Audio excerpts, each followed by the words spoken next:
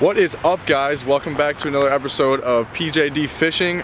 Today we are out here at Basspro shops in Altoona, Iowa. As you can see behind me, we are here and I'm going to be showing you guys my top favorite baits to use in the wintertime to catch bass. So I'll be showing you around the store, showing you a few different baits, and we'll see what happens. So stay tuned and I'll catch back up with you guys when we get inside.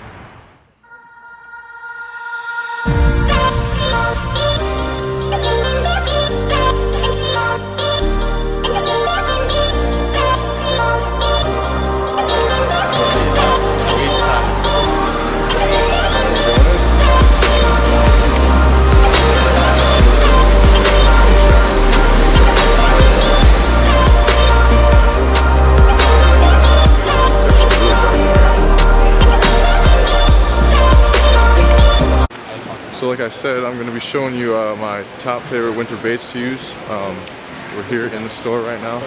I know a bunch of YouTubers have made so many videos on their top favorite baits, but I might as well make one for my own personal channel and tell you guys what my own personal favorite baits are to use during the winter time. So why not, you know, right? Check it out in here. Looking really nice. Pretty big Basspro shop. But yeah, so we're going to go find the baits and go check out what we got over here. Never been to this Basspro shop before, so gonna have to do a little shopping around, looking around, see what we got, and yeah, I'll check in when I'm back in the tackle department, and I will start showing you around. Billy here, you met him in the last video. He loves shooting and playing this stupid game at Basspro. It's actually kind of cool, but as you can see, you shoot the targets and it costs like 50 cents to play. And him and his girlfriend Sarah, that's Sarah right there, shooting it away. But yeah, so playing this for a little bit and we'll get over to and show you around.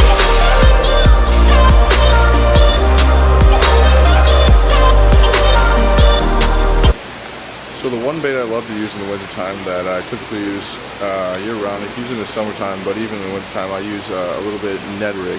Ned rigs are as finesse, I would say, as you can possibly get.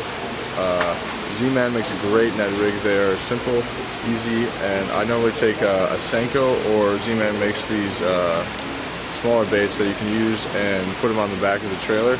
But I'll even buy like a pack of Basspro shop Senkos and I'll split them in half, or I'll buy 3-inch Senkos and put them on the back of the Ned rig. Very simple, very easy, and the bait is very versatile and small and compact. Very, very subtle movements in the wintertime that I like to use on those. Not big pops, just real subtle movements, and it works perfectly. But that is the first bait that I love to use in the wintertime. Typically stay with a green pumpkin, if not a black and blue color. Second bait I always use in the wintertime, no matter the time of year, is a jerk bait. As you can see here, we got a whole selection of jerk baits. You can use Strike King, you can use Mega Bass, you can use whatever you prefer, but if you're looking for something cheap, I would go with Strike King jerk bait.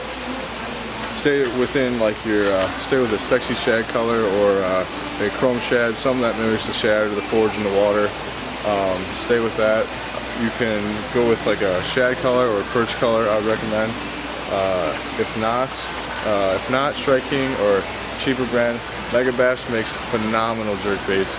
They are probably the best jerk baits. The Vision 110, probably one of the best made jerk baits that I've ever used. But if you're trying to go with something a little bit cheaper versus like something that's 25 bucks or 30 bucks, which Mega Bass is pretty expensive, go with like a $9 or $6 jerk bait that Strike King will make. And some of my other favorite baits that I'll use in the wintertime when the water's like higher in the 40s, so maybe a little bit less than 30 but around like 35, close to 40, is a lipless red-eye shad. So I typically use a ½ ounce, like as you can see here. They like that rattle. It's in the wintertime I stay with a flat-sided bait, has more of a shimmer more than a wobble, so it's nice and flat. It runs real subtle, and the bass love that. They don't move as fast in the wintertime, so you gotta come in with subtle baits like a jerk bait, so it's suspending, nice simple for them.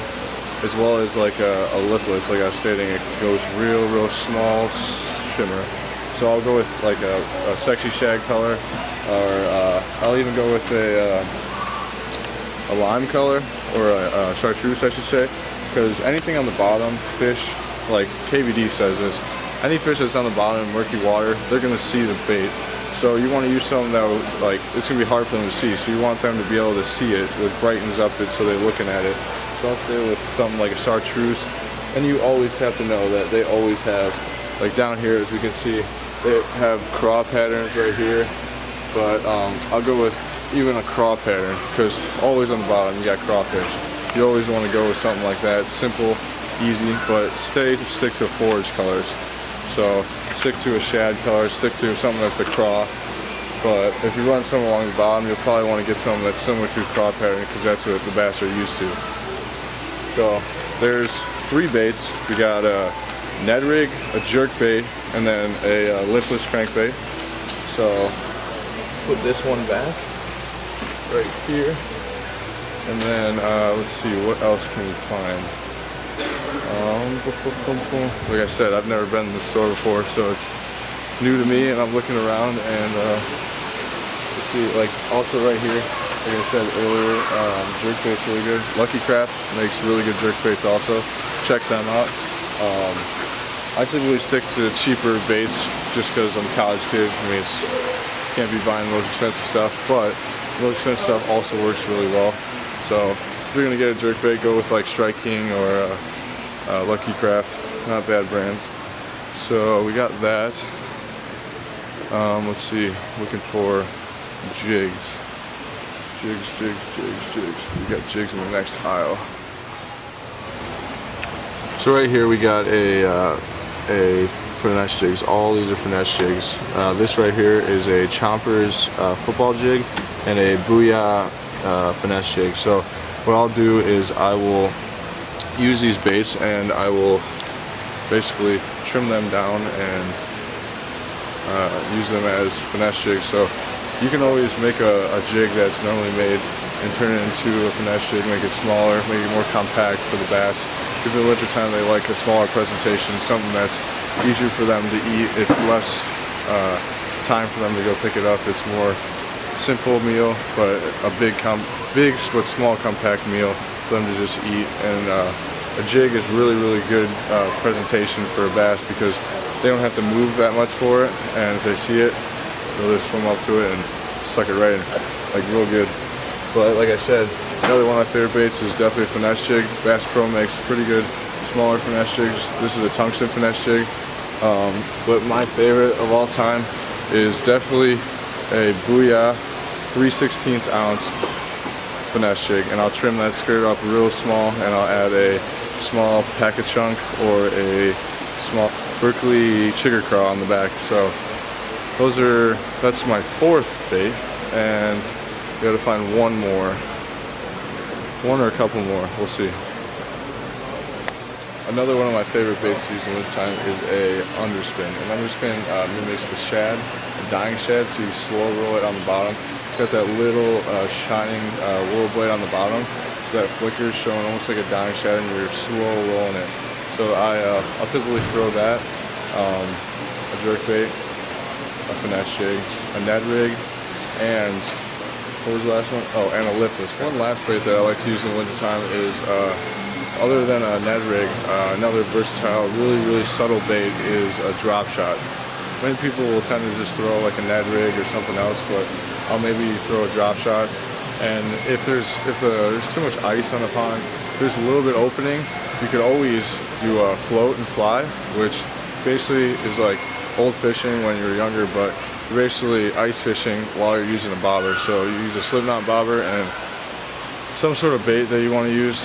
You can use like a fly, a little crappie jig, and you cast it out there with the bobber, and you let it sit over the ice when there's some open water, and sometimes the bass come up to it. It's almost like ice fishing, but since it's too cold out, recommended for ice fishing, I would recommend using a little tungsten jig with wax worms to catch bluegill.